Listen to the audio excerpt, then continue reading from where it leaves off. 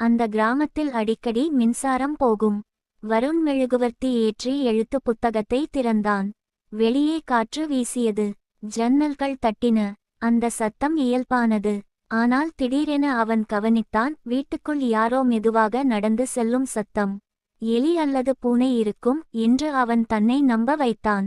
ஆனால் அந்த சத்தம் மனிதன் காலடி சத்தம் போல இருந்தது. மெதுவாக ஒரு அறையிலிருந்து மற்றொரு அறைக்கு அவன் எழுந்து பார்த்தான். யாரும் இல்லை. ஆனால் ஹாலில் இருந்த கண்ணாடியில் ஏதோ மங்கலான பிரதிபலிப்பு தெரிந்தது. அவன் திரும்பி பார்த்தான், பின்னால் யாரும் இல்லை. மீண்டும் கண்ணாடியை நோக்கினான். பிரதிபலிப்பு இன்னும் இருந்தது. அது அவனுடைய உருவம் போல இருந்தாலும் சிறிது மாறுபட்டது.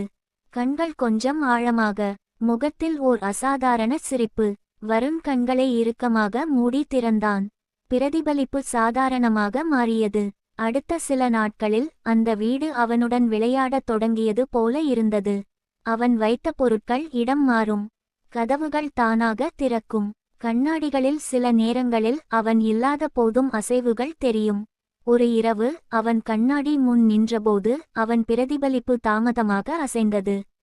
அவன் கையை உயர்த்திய பிறகு பிரதிபலிப்பு 2 வினாடிகள் கழித்து கையை உயர்த்தியது.